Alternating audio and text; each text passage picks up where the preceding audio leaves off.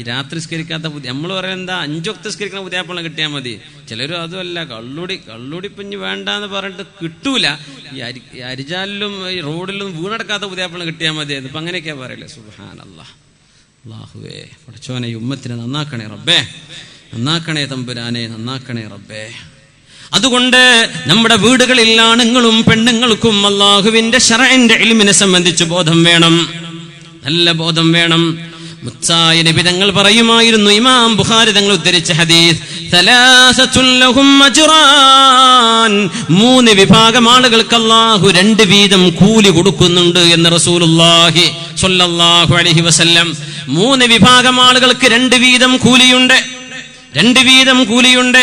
ആ 3-ൽ ഒരാൾ, വറജുലുൻ കാനത് ഇൻദഹു അമഹ്, ഒരാളുടെ അടുത്ത് ഒരു അടിമ സ്ത്രീ ഉണ്ടായിരുന്നു. നോക്കണം, ഭാര്യയല്ല, ഉമ്മയല്ല, തന്റെ പെൺമക്കളല്ല, ഒരു അടിമ സ്ത്രീ. അടിമ സ്ത്രീക്കൊന്നും വല്ല വില കൊടുക്കൂല എന്നാ. അടിമകളെ കാളകളെ ചന്തയിൽ നിന്ന് വാങ്ങുന്ന പോലെ വാങ്ങപ്പെടുന്ന വിൽക്കപ്പെടുന്ന കാലമാണ്. ഒരു അടിമ പെണ്ണുണ്ടായിരുന്നു, അടിമ സ്ത്രീ. നബി തങ്ങൾ പറയാണ്, ഉള്ള ഒരാൾ അടിമ സ്ത്രീ, ആ തന്റെ വേലക്കാരിക്ക് അടിമ പെണ്ണിന് അദബ് പഠിപ്പിച്ചു കൊടുക്കുകയും അച്ചടക്കം നന്നാക്കി കൊടുക്കുകയും ചെയ്തു. അവളെ പഠിപ്പിച്ചു, അവൾക്ക് വിദ്യാഭ്യാസം കൊടുത്തു. അവൾ മെഡിസിന് പഠിച്ചിട്ടുണ്ട്, അവൾ BBA-ക്കും MBA-ക്കും പഠിച്ചിട്ടുണ്ട്, അവൾ MCA-ക്ക് പഠിച്ചിട്ടുണ്ട്, അവള് B.Pharm-ന് പഠിച്ചിട്ടുണ്ട്, D.Pharm-ന് പഠിച്ചിട്ടുണ്ട്, മൈക്രോബയോളജി പഠിച്ചിട്ടുണ്ട്. എന്നാൽ അല്ലാഹുവിനെ പറ്റി പറഞ്ഞു പഠിപ്പിക്കുകയും ചെയ്ത ഒരാൾ, ആ പെണ്ണിനെ എന്നിട്ട് ഇത്ഖ് ചൊല്ലുകയും മോചനം ചെയ്യുകയും എന്നിട്ട് അവളെ വിവാഹം ചെയ്യുകയും ചെയ്താൽ ഫലഹു അജ്റാൻ, അയാൾക്ക് 2 പ്രതിഫലം അല്ലാഹു നൽകുമെന്ന് മഹാനായ റസൂലുള്ളാഹി സ്വല്ലല്ലാഹു അലൈഹി വസല്ലം. ഒരടിമ പെണ്ണിന് അദബ് പഠിപ്പിച്ചാൽ, ഒരടിമ പെണ്ണിന് വിദ്യാഭ്യാസം കൊടുത്താൽ ഇതാണ് കൂലിയെങ്കിൽ, സ്വന്തം ഭാര്യയ്ക്ക്, സ്വന്തം മക്കൾക്ക്, സ്വന്തം ഉമ്മാക്ക്, സ്വന്തം പെങ്ങൾക്ക് ഇൽമു പഠിപ്പിക്കുകയും അദബ് പഠിക്കുകയും ചെയ്താൽ കിട്ടുന്ന കൂലി എത്രയാണ്? അങ്ങനെയാണ് ഉലമായി ഹദീസിനെ ചർച്ചയിൽ കൊണ്ടുവരുന്നത്. അടിമപ്പെണ്ണിനെ പഠിപ്പിച്ചാൽ ഇത്ര കൂലിയോ? സ്വന്തം മോളെ പഠിപ്പിക്കുകയാണെങ്കിൽ എന്തായിരിക്കും കൂലി? നമ്മൾ പറയും, നിങ്ങളുടെ മോൾക്ക് ഇന്നാലിന്ന ആളുമായൊരു അഫയർ ഉണ്ട് കേട്ടോ, അവന്റെ മൊബൈലിൽ അവളുടെ കോണ്ടാക്ട് കാണുന്നുണ്ട്, അവൻ അയക്കുന്ന മെസ്സേജ് കാണുന്നുണ്ട്, വാട്സപ്പിൽ കാണുന്നുണ്ട് എന്നൊക്കെ പറയുമ്പോ എന്താ നമ്മൾ പറയല്? എന്റെ മോളതൊന്നും ചെയ്യൂല, എന്റെ മോളെ പറ്റി അഭിമാനിയാണ് ഞാൻ, എന്റെ മോളെ അപമാനിക്കാൻ തുനിഞ്ഞാൽ നിന്നെ ഞാൻ അങ്ങനെ ചെയ്യും, ഇങ്ങനെ ചെയ്യും. ഇതാണോ ഒരു വാപ്പ പറയേണ്ടത്? ഇതാണോ ഒരു പെങ്ങള് പറയേണ്ടത്? പെങ്ങളെ പറ്റിയൊരു വിഷയം കേൾക്കുമ്പോ ഇങ്ങനെയാ പറയേണ്ടത്? പിശാച്ച് സ്മാർട്ടല്ലേ? പിശാച്ച് നമ്മളെ സ്മാർട്ട് ഫോണാണ് ഉപയോഗിക്കുന്നത്. എന്നാണ് സ്മാർട്ടായ പിശാച്ചായിരിക്കും അതിലിരിക്കാന്ന് മനസ്സിലാക്കണം. സ്മാർട്ട് ഫോണാകുമ്പോൾ നല്ല സ്മാർട്ട് പിശാച്ച്. അതിലെ കോണ്ടാക്റ്റുകൾ, അതിൽ മനുഷ്യന്മാർ ചെയ്യുന്ന വിക്രിയകൾ, അതിൽ ചെയ്യുന്ന ചില ആപ്പുകൾ ഡൗൺലോഡ് ചെയ്ത് പിടുത്തം കിട്ടാത്ത രീതിയിലൊക്കെ പല ആളുകളുമായി കോണ്ടാക്ട് ചെയ്യുന്നത്, ചില ആളുകളുടെ നമ്പറുകൾ ഹൈജാക്ക് ചെയ്തിട്ട് മറ്റൊരാളിന്റെ നമ്പറിന് വിളിക്കുന്ന പോലെ, ഞാനല്ലല്ലോ. ഇങ്ങനെയൊക്കെ എല്ലാവിധ തിന്മകളും നമ്മുടെ ചുറ്റുപാടുകൾ നടക്കുമ്പോഴാണ് സ്വന്തം മോൾക്ക് അദബ് പഠിപ്പിക്കാൻ വാപ്പയെ കൊണ്ടാവുന്നുണ്ടോ? നമ്മൾ ഇഷ്ടം പോലെ ഫീസ് വെച്ച് കെട്ടിക്കൊടുക്കുന്നുണ്ട്. നല്ല ഫീസുള്ള സ്കൂൾ ഏതാണ്? അങ്ങനെ നമ്മൾ നോക്കുന്നത്. വിദ്യാഭ്യാസം ഉണ്ട് അവിടെ എന്നല്ല, നല്ല ഫീസ് എവിടെയാ? എന്റെ മോൾ ഏത് സ്കൂളിലാ? എന്റെ മോൾ ഇന്ന സ്കൂളിലാണ്. അവിടെ എത്ര ഫീസ് എന്നാ മറ്റവൻ ചോദിക്കുക. ഞാൻ കൊടുക്കണക്കാണോ, കൊടുക്കുന്നുണ്ടോ ഇല്ലേ എന്നാണ് പിന്നെ മേന്മ പറയണേ. എന്റെ കുട്ടി പഠിക്കുന്നുണ്ടോ, അവളുടെ ഇൽമ് എന്താണ്, ഇതല്ല നോക്കുന്നത്. സുബ്ഹാനല്ലാഹ്. അല്ലാഹു ഇമ്മത്തിന് ബോധം നൽകട്ടെ. റസൂലുള്ളാഹി സ്വല്ലല്ലാഹു അലൈഹി വസല്ലം തങ്ങൾ പെണ്ണുങ്ങൾക്ക് പഠിപ്പിച്ചു കൊടുക്കാൻ വേണ്ടി പറഞ്ഞു. ഹബീബായ തങ്ങളുടെ മുമ്പിൽ ഒരു പെണ്ണ് വരുന്നു. മുത്തുനബിയുടെ മുമ്പിലേക്ക് ഒരു പെണ്ണ് വരുന്നു. എന്നിട്ട് പറഞ്ഞു, യാ റസൂലല്ലാഹ്, അല്ലാഹുവിന്റെ റസൂലേ, നബിയേ, നബിയേ, ഗലബനാ അലൈക റിജാൽ, നബിയേ, ഞങ്ങളെ മറികടന്നുവല്ലോ ആണുങ്ങൾ. ഞങ്ങൾക്ക് കിട്ടുന്നതിനേക്കാളും കൂലി ആണുങ്ങൾക്ക് കിട്ടുന്നുണ്ടല്ലോ നബിയേ. അതാണ് വിഷയം. നമ്മൾ പറയണ്ട എന്തിനാ ആണു പെണ്ണൂര്, നമ്മൾക്ക് ഒരുമിച്ച് നമ്മളൊക്കെ ഒന്നെന്നല്ലേ എന്ന് പറയും. അനന്തരാവകാശം വാപ്പിയമ്മ മരിച്ചുപോയി, ഒരാൾ മയ്യത്തായി കഴിഞ്ഞാൽ പിന്നെ അള്ളാന്റെ ശരീഅത്ത് വിധിച്ച പോലെയാണ് അവിടെ വിധിക്കേണ്ടത്, അല്ലെ? വസിയത്തൊക്കെ കഴിച്ച് മാറ്റിവെച്ചാൽ പിന്നെ മീറാത്ത് അള്ള വിധിച്ച പോലെ വെക്കണം. അപ്പൊ പറയാം നമ്മൾക്ക് ഒന്നെന്നല്ലേ. സുബ്ഹാനല്ലാഹ്. നമ്മൾ അതിൽ മാത്രമാണ്. പെണ്ണെ മനസ്സിലാക്കണം, ആണോരി പെണ്ണോരി ആണോഹരി എന്നാണ് പറയണത്, അല്ലെ? പെണ്ണോഹരി എന്ന് പറയുന്നത് മിസ്ലു ഹള്ളിൽ ഉൻസയൈൻ, രണ്ട് പെണ്ണിന്റെ അത്ര ഒരു പുരുഷൻ അവകാശമുണ്ട് എന്ന് ശരീഅത്ത് പറയുമ്പോൾ മാത്രം നമ്മളങ്ങോട്ട് ഒബ്ജക്ഷൻ സമ്മതിക്കൂല. അത് മനസ്സിലാക്കിയാൽ മതി. എന്തെന്നറിയോ? വാപ്പാന്റെ ഓഹരിയിൽ നിന്ന് നിനക്ക് 10,000 കിട്ടുകയാണെങ്കിൽ നിന്റെ ആങ്ങൾക്ക് 20,000 കൊടുക്കണം എന്നാണ് ശറഇന്റെ നിയമം. ഉദാഹരണം പറയാം. അതിന്റെ അർത്ഥം എന്താണെന്നറിയോ? ആ 10,000 നീ വാങ്ങിക്കുന്നത് നിന്റെ പൈസയാണ്, ആർക്കും കൊടുക്കണ്ട, നിന്നോടാരും ചോദിക്കൂല. നിന്റെ അനിയനോ ജ്യേഷ്ഠനോ വാങ്ങുന്ന 20,000 ആ പൈസയിൽ നിന്നെ സംരക്ഷിക്കാൻ അവന് ബാധ്യതയുണ്ട്.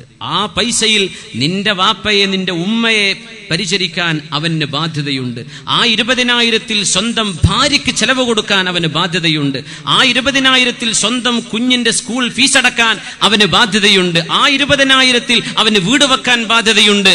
അതവൻ ചെലവഴിക്കേണ്ടവനാണ്. നിന്റേത് നീ സൂക്ഷിച്ചു വെച്ചോ, നിന്റെ ഭർത്താവ് നിനക്ക് വേണ്ടി ചെലവഴിക്കും. അള്ളാന്റെ നീതിയാണത്. നിനക്ക് 10,000 തന്നു, അവൻ അള്ള 10,000 കൊടുത്തു, അവൻ്റേത് ചെലവഴിച്ചു തീർന്നു, അവൻ എന്ത് മിച്ചമുണ്ട്?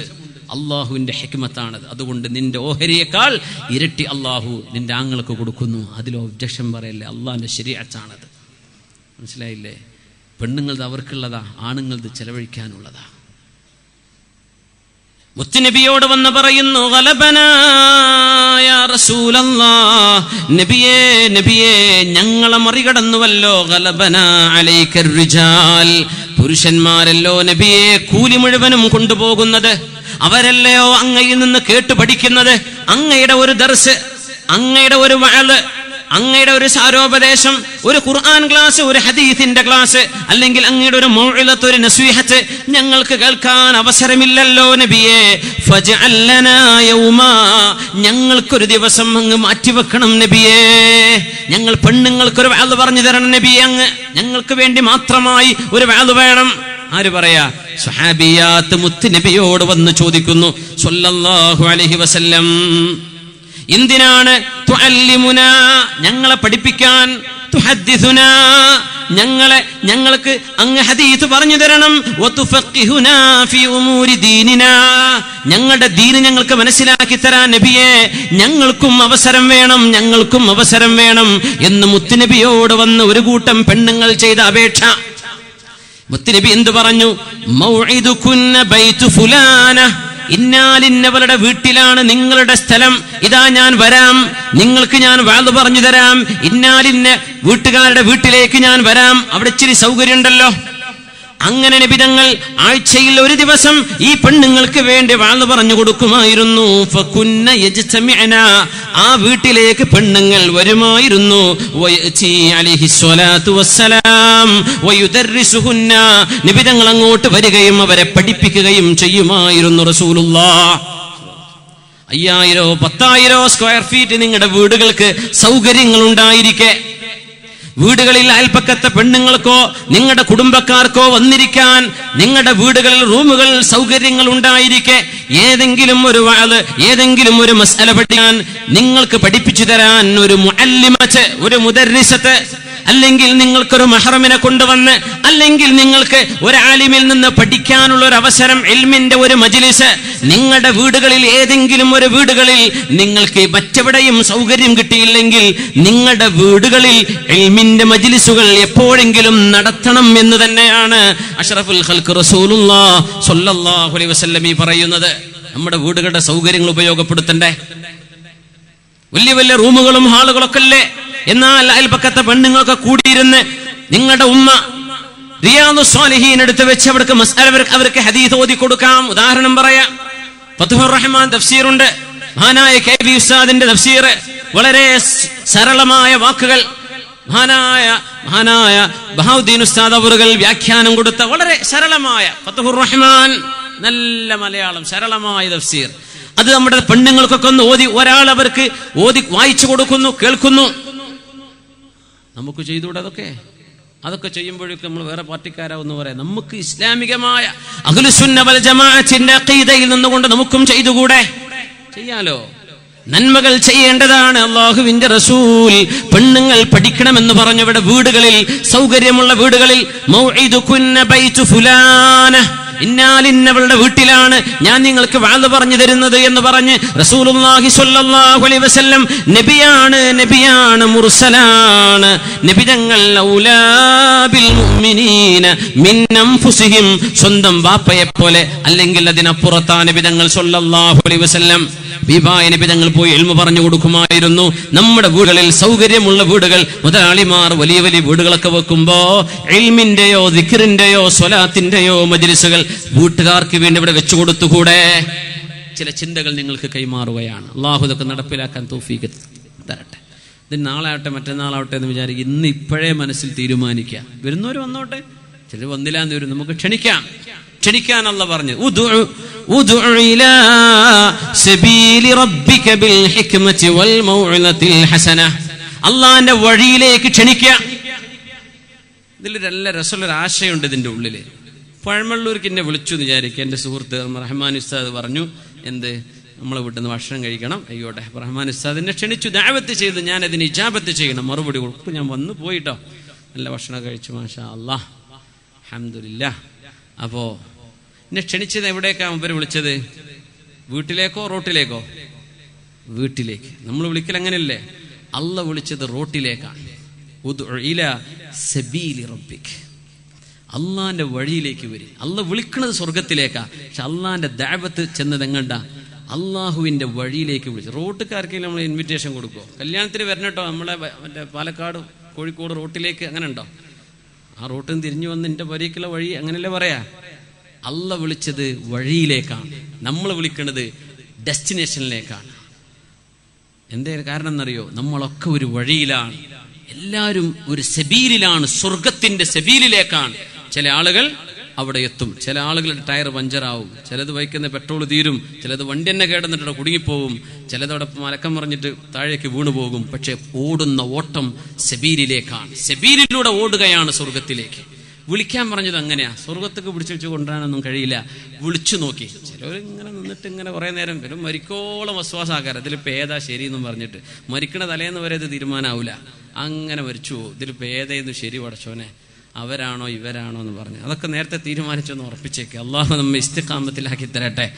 ആമീൻ യാ റബ്ബൽ ആലമീൻ. വിളിച്ചു നോക്കുക. നിങ്ങളുടെ വീടുകളിൽ നന്മ വരണം എന്ന് റസൂലുള്ളാഹി സ്വല്ലല്ലാഹു അലൈഹി വസല്ലം. വീടുകളിൽ ഇൽമിന്റെ അഹ്ലുകാർ വേണം.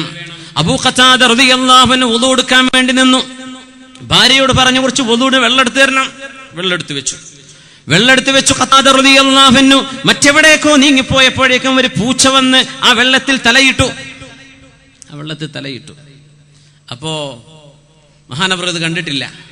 ഖതാദ റളിയല്ലാഹു അൻഹു മഹാനായ അബൂ ഖതാദ റളിയല്ലാഹു അൻഹു വുളു ചെയ്യാൻ വേണ്ടി തിരിച്ചു വന്നിട്ട് ആ വെള്ളത്തിൽ നിന്ന് വുളു ചെയ്തുകൊണ്ടിരിക്കുമ്പോൾ ഉമ്മു ഖതാദ സ്വന്തം ഭാര്യ പറഞ്ഞു ഖതാദ തങ്ങളോട്, തതവല്ലഉ വഖദ വലഗത് ഫീഹിൽ ഹിറ, ഒരു പൂച്ച തലയിട്ട വെള്ളത്തിൽ നിന്ന് നിങ്ങൾ വുളു എടുക്കുകയാണോ എന്ന് ഭാര്യ ചോദിച്ചു.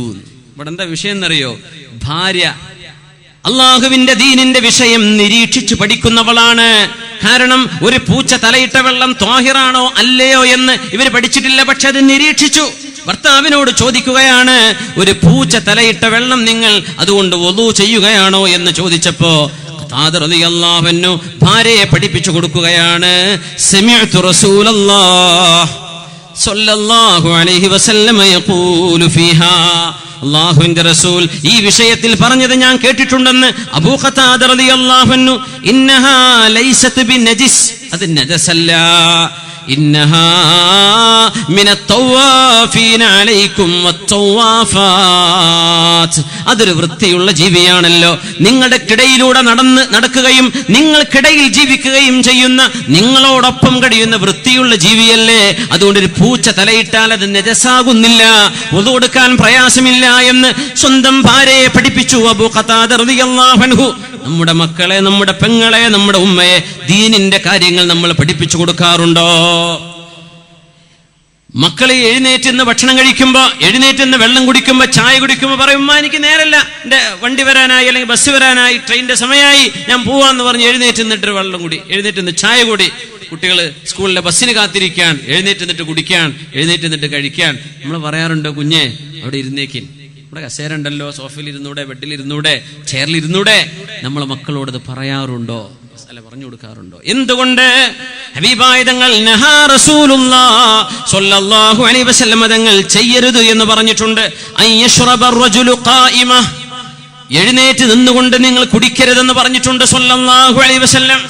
എന്നാൽ ഒരാൾ അങ്ങനെ കുടിച്ചാൽ അയാൾക്ക് കുറ്റമില്ല എന്നും അത് കറാഹത്താണ് എന്നും മസ്അലകൾ ഫുഖഹാ അതിനെ വ്യാഖ്യാനിക്കുന്നു, വിശദീകരിക്കുന്നു. നബി തങ്ങൾ നിന്ന് കുടിക്കല്ലേ എന്ന് പറയുന്നു. നമ്മൾ നിന്ന് കുടിക്കുന്നത് കാണുന്നു, സ്വന്തം വീട്ടിൽ ഇരിക്കാൻ പറയാറുണ്ടോ? കല്യാണത്തിന് ചെന്നിട്ടൊക്കെ ഇടത്തെ കൈയോടൊക്കെ പിടിച്ചിട്ട് ഡിസ്പോസിബിൾ ഗ്ലാസ് ആണ്, അല്ലെങ്കിൽ കല്യാണത്തിന് വെക്കുന്നത് എന്താ, ഡിസ്പോസിബിൾ പ്ലേറ്റ് ആണ്. ഡിസ്പോസ് ചെയ്യാൻ പോകുന്ന ഗ്ലാസ്സിന് കുപ്പി എല്ലാത്തിന് കപ്പ് എന്ന് പറയാം അല്ലേ? കുപ്പി എല്ലാത്തിനും നമ്മൾ ഗ്ലാസ് എന്ന് പറയാം. നമ്മൾ കടലാസിനും ഗ്ലാസ് എന്ന് തന്നെ പറയാം. ശരിക്കും കടലാസിന് ഗ്ലാസ് എന്ന് പറഞ്ഞുകൂടെ, കപ്പ് എന്നേ പറയാം അല്ലേ? പ്ലാസ്റ്റിക് കപ്പ് അല്ലെങ്കിൽ പേപ്പർ കപ്പ് എന്നൊക്കെ പറയാം. കപ്പ് നമുക്ക് അങ്ങനെ പറയാം. അപ്പൊ കപ്പിൽ വെള്ളം കുടിക്കുകയാണ്, കല്യാണത്തിനൊക്കെ ചെന്ന് സൽക്കാരത്തിൽ ചെന്നിട്ട് അതാ ഇടത്തെ കൈകൊണ്ട്. കാരണം പെപ്സി കുടിക്കുന്ന പരസ്യം നമ്മുടെ പരസ്യക്കാർ കൊടുക്കുന്നത്, നമ്മുടെ ക്രിക്കറ്റ് താരങ്ങളും സിനിമാ താരങ്ങളും ഇടത്തെ കൈ കൊണ്ട് കുടിക്കണം. ശ്രദ്ധിച്ചിട്ടുണ്ടോ എന്നറിയില്ല, പരസ്യം കാണുമ്പോഴേ ശ്രദ്ധിച്ചു നോക്കൊണ്ട് ഇടത്തെ കൈ കൊണ്ട് ഇങ്ങനെ വലിച്ചു കുടിക്കണതാ കാണാം. പെപ്സി എന്തോ നല്ല സാധനമാണെന്ന് പ്രചരിപ്പിക്കാൻ അങ്ങനെ ഒരു മനുഷ്യന്റെ വയറിനും ശരീരത്തിനും ഉപദ്രവകാരിയായ ഒരു ഫസി ഡ്രിങ്ക് അത് കുടിപ്പിക്കാൻ നമ്മൾക്ക് പ്രേരണ ഇടത്തെ കൈ കൊണ്ട് കുടിക്കണ പോലെയാണ്. ചില പരസ്യങ്ങൾ, ചില റെസ്റ്റോറൻറ്റുകൾ ചെയ്യുന്ന പരസ്യങ്ങൾ, അങ്ങനെ ചില കാറ്ററിംഗ് വലിയ വലിയ കമ്പനികൾ എന്ത് ചെയ്യും, ചില സാൻഡ്വിച്ചുകളുടെ പരസ്യം, വലത്തെ കൈ സാൻഡ്വിച്ച്, ഇടത്തെ കയ്യിൽ പെപ്സി, ഒരു കൈ കൊണ്ട് കടിക്കുക, ഒരു കൈ കൊണ്ട് കുടിക്കുക. അങ്ങനെ ഇടത്തെ കൈ കൊണ്ട് കുടിപ്പിക്കുന്ന ഒരു ശീലം നമ്മുടെ പരസ്യങ്ങളിൽ കാണാൻ കഴിയുന്നുണ്ട്. അത് വലിയൊരു അപകടമാണ് മുസ്ലിമിനെ സംബന്ധിച്ചിടത്തോളം. ഒരുപാട് സുന്നത്ത് ജീവിതത്തിൽ നഷ്ടപ്പെടാൻ കാരണമാവും. മുത്തുനബി തങ്ങൾ നിരോധിച്ചിട്ടുണ്ട്, ചെയ്യരുതെന്ന് പറഞ്ഞു. അയ്യശ്റബ റജുലു ഖായിമ, നിന്നുകൊണ്ട് കുടിക്കരുത് എന്ന് നബി തങ്ങൾ നിരോധിച്ചു എന്ന് ഹദീസിലുണ്ട്. അപ്പൊ നബി തങ്ങൾക്ക് അത് ഇഷ്ടമല്ല എന്നർത്ഥം. അപ്പൊ നമ്മൾ എന്ത് ചെയ്യരുത്, അത് ചെയ്യും. നബി തങ്ങൾ വീട്ടിലേക്ക് കടന്നു വരുന്നു എന്നിരിക്കട്ടെ, നമ്മുടെ വീടുകളിൽ ആളുകൾ നടന്നും നിന്നും തിന്നുന്നതും കുടിക്കുന്നതും കാണുമ്പോ നമ്മുടെ വീട്ടിലേക്ക് കയറി വരുന്ന ലോകത്തിന്റെ ഗുരുവിന് അത് ഇഷ്ടപ്പെടുമോ? നഹാ റസൂലുള്ളാഹി സ്വല്ലല്ലാഹു അലൈഹി വസല്ലം അയ്യശ്റബ റജുലു ഖായിമാ. ഹബീബിന്റെ ഹദീസ് ഉണ്ടായിരിക്കെ നമ്മൾ ആ വിഷയത്തിൽ ശ്രദ്ധിക്കാതിരിക്കുന്നത് എത്ര മോശമാണ്. മുത്തുനബി നമ്മുടെ വീട്ടിൽ കയറുമോ? തങ്ങൾ ഇഷ്ടപ്പെടുമോ? അത് നമ്മുടെ വീടുകളിൽ നന്മളയട്ടെ, ചെറിയ ചെറിയ സുന്നത്തുകൾ വരെ പാലിക്കട്ടെ. അള്ളാഹു നമുക്ക് തൗഫീഖ് നൽകട്ടെ. നമ്മുടെ വീടുകളിൽ നന്മ വരാനുള്ള വലിയൊരു മാതൃക, വലിയൊരു കാര്യം നമ്മുടെ വീടുകൾക്കുള്ളിലേക്ക് സ്വാലിഹീങ്ങളെ കൊണ്ടുവരണം. നല്ല ആളുകളെ വീട്ടിലേക്ക് വിളിക്കണം. എന്തിന്? ദുആ ചെയ്യിപ്പിക്കാൻ വേണ്ടി. അതൊരു നന്മയാണ്. എങ്ങനെ? ഒരു ഉസ്താദ്, ഒരു ആലിം, ഒരു മുദരിസ്, ഒരു ഖതീബ് ഉസ്താദ്, ഒരു സയ്യിദ്, അള്ളാഹുവിന്റെ വലിയ നമ്മൾ വിചാരിക്കുന്ന ആളുകൾ ഒന്ന് വീട്ടിലേക്ക് വരണം. അങ്ങനെ ആഗ്രഹിച്ചാൽ നടക്കും മുഅ്മിനെ. അതൊരു വലിയ സംഭവമാണ്. ആഗ്രഹമുണ്ടോ കൽബിന്റെ ഉള്ളിൽ, എങ്ങനെങ്കിലും വരും. വേണമെങ്കിൽ വന്നോട്ടെ, കുഴപ്പമൊന്നുമില്ലെങ്കിൽ വന്നാൽ എനിക്ക് കുഴപ്പമൊന്നുമില്ല, അങ്ങനത്തെ വരൂല. നമ്മുടെ മനസ്സിലൊന്ന് ആഗ്രഹിക്കുക. എന്തുകൊണ്ടെന്നാൽ സ്വാലിഹീങ്ങളുടെ ദുആയിൽ നമുക്ക് പങ്കുചേരാം. നൂഹ് നബി അലൈഹിസ്സലാം ദുആ ചെയ്യുന്നത് കാണാമല്ലോ. റബ്ബിഗ്ഫിർലി വലിവാലിദയ്യ വലിമൻ ദഖല ബൈതിയ മുഅ്മിനാ. അല്ലാഹുവേ എനിക്ക് പുറത്തു തരണേ.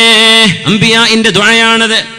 വലിവാലിദയ്യ, എന്റെ മാതാപിതാക്കൾക്ക് പുറത്തു തരണേ തമ്പുരാനെ. കഴിഞ്ഞോ? ഇല്ല. വലിമൻ ദഖല ബൈതിയ മുഅ്മിനാ, എന്റെ വീട്ടിൽ കടന്നു വന്ന മുഅ്മിനീങ്ങൾക്കും നീ പുറത്തു കൊടുക്കണേ തമ്പുരാനെ.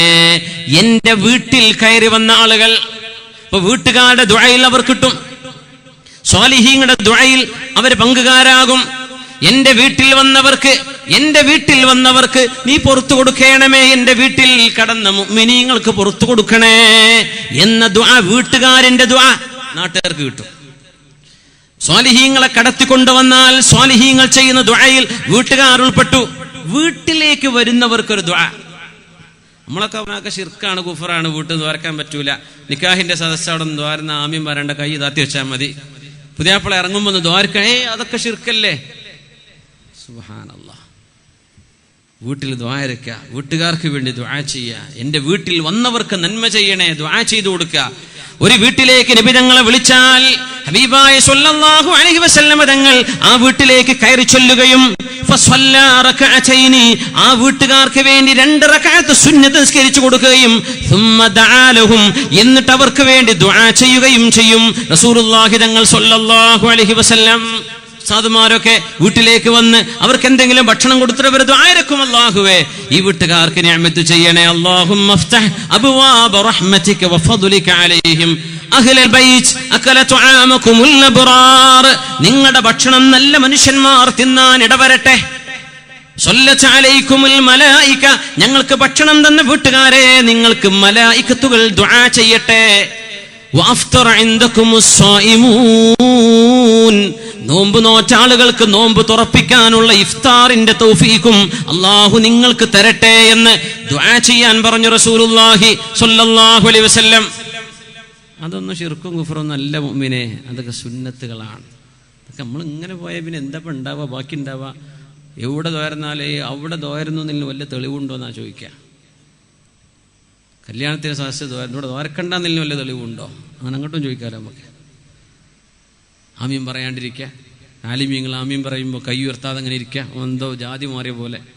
ഞാൻ ആമീൻ പറഞ്ഞതെങ്ങനെ ദ്വാരന്ന് സ്വീകരിച്ചു പോയാലോ എന്നൊക്കെ ഒരു പേടി. അങ്ങനെയൊന്നും ചിന്തിക്കല്ലേ. അതൊക്കെ ആരാണ് നിങ്ങളെ മൻ ഗർറക ബി റബ്ബിക്കൽ കരീം, ആരാണിതൊക്കെ പറഞ്ഞ് നിങ്ങളെ പറ്റിച്ചത്? ആരാണ്? ഒരുപാട് നന്മകൾ ഇല്ലാതെയായില്ലേ. ഒരു യാത്ര പോകുന്ന മനുഷ്യൻ ദ്വാരപ്പിക്കുന്ന ശീലമുണ്ടായിരുന്നു. യാത്ര പോകുമ്പോൾ വീട്ടിൽ ആരെങ്കിലും ഉസ്താദുമാരോ നല്ല മനുഷ്യന്മാരെയോ കൊണ്ടുവന്ന് ദ്വാരപ്പിക്കുക. യാത്ര പോകലൊരു മനുഷ്യൻ, അതിലൊക്കെ ഖൈറില്ലേ? മുത്തുനബി തങ്ങൾ ദുആരപ്പിച്ച് ഹബീബായ നബി തങ്ങളെ ദുആരപ്പിക്കാൻ കൊണ്ടുപോകുന്നു. ഹബീബ് ദുആ ചെയ്തു കൊടുക്കുന്നു വീട്ടുകാർക്ക് വേണ്ടി. ഭക്ഷണം കഴിച്ച ആരെങ്കിലും നിങ്ങൾക്ക് ഭക്ഷണം തന്നാൽ നന്ദിയോടുകൂടെ ദുആ ചെയ്തു കൊടുക്കിൻ. ആ വീട്ടുകാർക്ക് ദുആ ചെയ്യണം.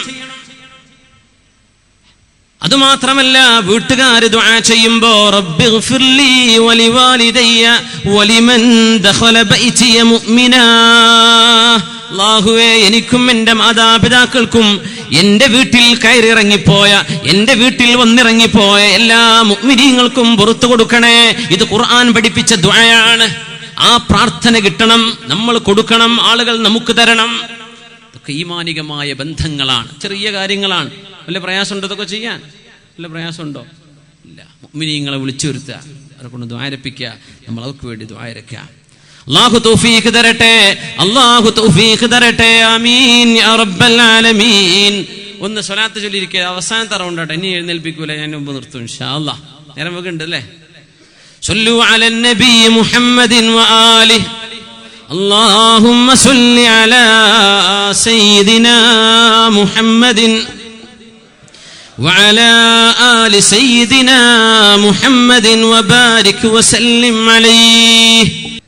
ഇങ്ങനെ മദീനത്തേക്ക് ഇങ്ങനെ നോക്കിയിട്ട് ആ പച്ച കുബ്ബയെ മനസ്സിലിങ്ങനെ കണ്ട് അവിടെ കിടന്നുറങ്ങുന്ന ഹബീബായ റസൂലുള്ളാഹ്. ഹബീബ് ഇത് കേൾക്കുകയാണ്. അവിടത്തേക്ക് കേൾപ്പിക്കാൻ മലക്കുകൾ ഈ പഴമള്ളൂരിന്റെ ഈ മൈതാനിയിൽ നിന്ന് ഹറം എന്ന മദീനയുടെ ഹറമിലേക്ക് ഓടുകയാണ്. അല്ലാഹുവേ, ഓരോരുത്തരുടെ സ്വലാത്തുൻ നബിയെ നിനക്ക് അങ്ങേക്ക് വേണ്ടി സ്വലാത്ത് ചൊല്ലിയിരിക്കുന്നു ഇൽമിന്റെ മജ്ലിസിൽ. ഇന്ന ആൾ, ഓരോ ആണിന്റെയും പെണ്ണിന്റെയും സ്വലാത്തുകൾ ഹബീബിന് അല്ലാഹു എത്തിച്ചു കൊടുക്കുന്നു. അതിനുവേണ്ടി മാത്രം ചില മലക്കുകൾ അല്ലാഹു നിയോഗിച്ചു. എന്റെ മരണശേഷവും എനിക്ക് വേണ്ടി സ്വലാത്ത് ചൊല്ലുന്നതും എന്നോട് സലാം പറയുന്നതും എനിക്ക് അല്ലാഹു എത്തിച്ചു തരും എന്ന് റസൂലുള്ളാഹി സ്വല്ലല്ലാഹു അലൈഹി. അങ്ങനെ മനസ്സിൽ തന്നെ വിചാരിച്ചുകൊണ്ട് സ്വല്ലൂ അലൻ നബി മുഹമ്മദിൻ വആലിഹി അല്ലാഹുമ്മ സ്വല്ലി അലാ സയ്യിദിനാ മുഹമ്മദിൻ വഅലാ ആലി സയ്യിദിനാ മുഹമ്മദിൻ വബാരിക് വസല്ലിം അലൈഹി അല്ലാഹുമ്മ സ്വല്ലി അലാ سيدنا محمد وعلى آل سيدنا محمد وبارك وسلم عليه اللهم صل على سيدنا محمد وعلى آل سيدنا محمد وبارك وسلم عليه اللهم ارزقنا في الدنيا زيارته وفي الآخرة شفاعته വഹ്ശുർനാ തഹ്ത ദുല്ലി ലിവാഇഹിൽ മഅഖൂദ് വഅദ്ഖിൽനൽ ജന്നത മഅൽ അബ്റാർ യാ അസീസു യാ ഗഫാർ. അല്ലാഹു നമുക്ക് ഹബീബിന്റെ ശഫാഅത്ത് തരട്ടെ. അവിടുത്തെ പരിശുദ്ധമായ കൊടുക്ക് കീഴിൽ നാളെ മഹ്ശറയിൽ ഒരുമിച്ച് ചേരാനും സ്വർഗത്തിന്റെ വാതിൽ മുത്ത് ഹബീബ് തുറക്കുമ്പോ ആ ചെറുസംഘത്തിൽ ചേരാനും അല്ലാഹുവേ ഞങ്ങൾക്ക് തൗഫീഖ് നൽകണേ റബ്ബേ. ആമീൻ യാ റബ്ബൽ ആലമീൻ യാ റബ്ബൽ ആലമീൻ. ജസാകുമുല്ലാഹ് ഖൈർ. ഹബീബായ നബി തങ്ങൾ നമ്മുടെ വീടുകളിൽ നന്മകൾ വിളയാനും അവിടെ തിന്മകൾ വരാതിരിക്കാനും പറഞ്ഞ ഒരു പോംവഴി, ഇയ്യാകും വദ്ദുഖൂല അലൻ നിസാ. അല്ലാഹുവിന്റെ റസൂൽ പറയുന്നു, പുരുഷന്മാരെ ഇയ്യാകും വദ്ദുഖൂല അലൻ നിസാ, നിങ്ങൾ പെണ്ണുങ്ങളിലേക്ക് കടന്നു ചെല്ലരുതേ. കോളേജിൽ പഠിക്കുന്ന കുമാരന്മാരോട് ഇത് ഹബീബിന്റെ നിർദ്ദേശമാണ്. ക്യാമ്പസുകളുടെ ഒരു ഫ്രീഡം ഉപയോഗിച്ചുകൊണ്ട് പെണ്ണുങ്ങൾക്കിടയിൽ പോയിരുന്ന് സ്വകാര്യം പറഞ്ഞ് തോളിൽ പിടിച്ച് ഷെയ്ക്ക് ഹാൻഡ് ചെയ്യുന്ന ചെറുപ്പക്കാരനോട് ഹബീബിന്റെ നസീഹത്താണിത്. ഇയ്യാകും, നിങ്ങൾ ചെയ്യല്ലേ, വദ്ദുഖൂല അലൻ നിസാ, പെണ്ണുങ്ങൾ മാത്രമുള്ളിടത്തേക്ക് ഒരു മഹ്റമല്ലാത്ത നിങ്ങൾ ചെല്ലല്ലേ, അങ്ങോട്ട് കടക്കല്ലേ, അന്യ പെണ്ണുങ്ങൾക്കിടയിലേക്ക് ഇറങ്ങിച്ചെല്ലല്ലേ. അത് പാട്ടപ്പിരിവുമായി ചെയ്യുന്ന വളണ്ടിയർ ആണെങ്കിൽ പോലും ഒരു പെണ്ണുങ്ങൾക്കിടയിലേക്ക് ബക്കറ്റ് പിരിവുമായി പുരുഷനായൊരു മനുഷ്യൻ ചെല്ലല്ലേ. എല്ലായിടത്തും ബാധകമാണ്. ഇയ്യാകും വദ്ദുഖൂല അലൻ നിസാ.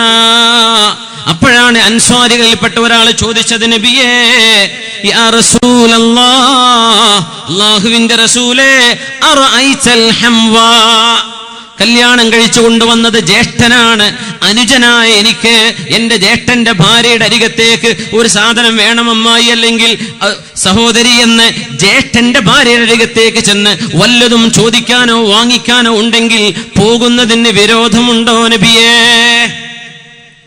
നമുക്ക് വേണ്ടിയാണ് ഈ ചോദ്യം അല്ലാഹു അവരൊക്കെ ചോദിപ്പിച്ചത്.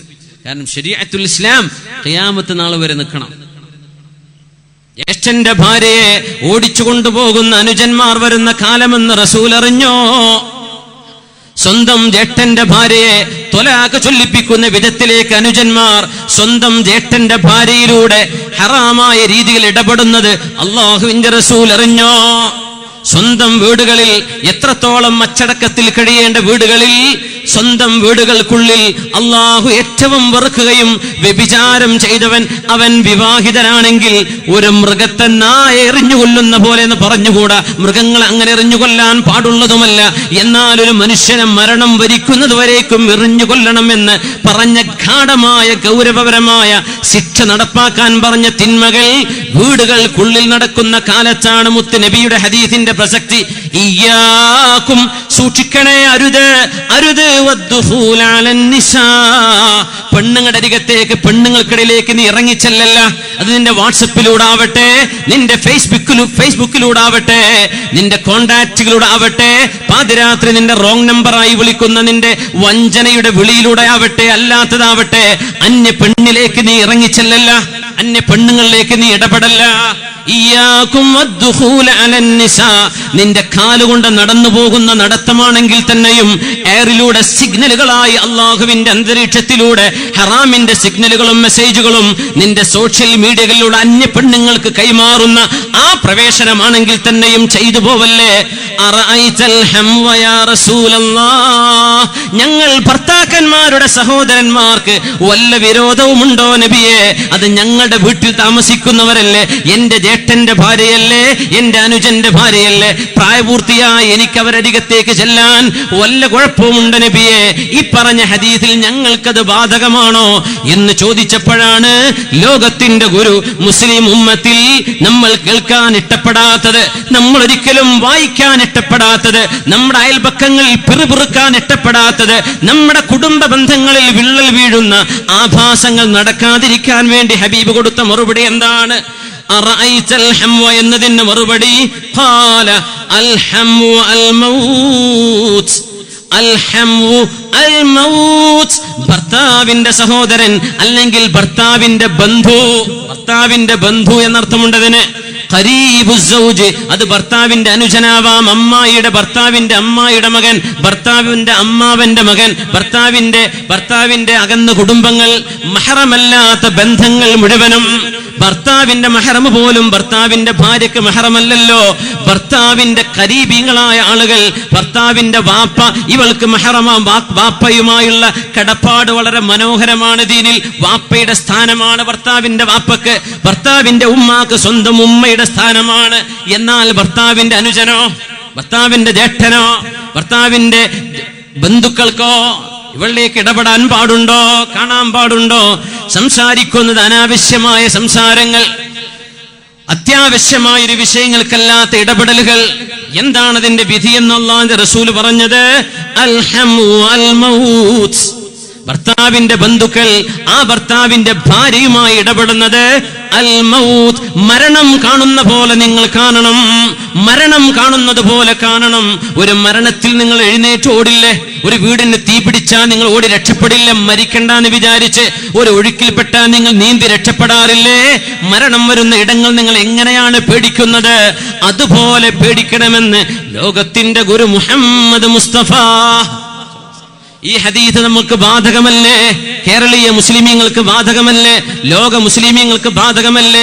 നമ്മുടെ പഴമള്ളൂരിലെ വീടുകൾക്ക് ഇത് ബാധകമല്ലേ? നമ്മുടെ ജില്ലകളിലെ വീടുകൾക്ക്, മുസ്ലിം രാജ്യങ്ങളിലും അല്ലാത്ത രാജ്യങ്ങളിലും ഒരു മുസ്ലിമിന്റെ വീട്ടിൽ ഈ അച്ചടക്കം വേണമെന്നാണ് അള്ളാഹു പറയുന്നത്. നമ്മൾ പറയും, എന്തേ മുസ്ലിമീങ്ങൾക്ക് അപകടം, എന്തേ മുസ്ലിം രാജ്യങ്ങളിൽ അനാർക്കി, എന്തേ മുസ്ലിം രാജ്യങ്ങളിൽ സമാധാനമില്ലാത്തത്, എന്തേ മുസ്ലിമീങ്ങൾ ഇങ്ങനെയായി പോയത്? ഇങ്ങനെയൊക്കെ ചൂണ്ടുവിരൽ വെച്ച് ചോദിക്കുന്ന സഹോദര, നീ നിന്റെ വീട്ടിലേക്കൊന്ന് ചൂണ്ടുവിരൽ വെച്ച് നോക്കിയോ? എന്റെ വീടെന്താണ് ഇങ്ങനെയായി പോയത്? ഇത് നീ നോക്കിയിട്ടുണ്ടോ? സ്വന്തം വീട് നന്നാക്കാൻ കഴിയാതെ, നമ്മുടെ അയൽപക്കങ്ങൾ നന്നാക്കാൻ കഴിയാതെ ലോക മുസ്ലിമിന്റെ സമസ്യയാണോ നീ പരിഹരിക്കാൻ പോകുന്നത്? സാധ്യമല്ല മുഅ്മിനേ. ഖൂ അൻഫുസകും വഅഹ്ലീകും നാറാ. യാതൊരു മടിയുമില്ലാതെ അന്യ പെണ്ണുങ്ങൾ എന്ന വസ്തുക്കൾ കൊടുക്കുകയും വാങ്ങുകയും ചെയ്യുമ്പോ, നമ്മുടെ അങ്ങാടികളിൽ ജോലി ചെയ്യുന്ന സെയിൽസ്മാൻമാരായി ജോലി ചെയ്യുന്ന നമ്മുടെ ചെറുപ്പക്കാർ വളരെ നല്ല മക്കളാണ്. പക്ഷേ അള്ളാഹുവിന്റെ നിയമം ഒന്ന് ഓർക്കണമേ, അള്ളാഹുവിന്റെ നിയമം ഓർക്കണമേ. കച്ചവടങ്ങളിൽ ഇടപെടുന്ന ആളുകൾ അന്യ പെണ്ണുങ്ങളെ കാണാനോ സംസാരിക്കാനോ അവസരം വരുന്നുണ്ട്. കച്ചവട സംബന്ധമായ മിനിമം കോൺവെർസേഷൻ അല്ലാതെ, കണ്ണുകളെ സൂക്ഷിച്ചുകൊണ്ടല്ലാതെ നമുക്ക് കച്ചവടം ചെയ്യാൻ പാടുള്ളതോ?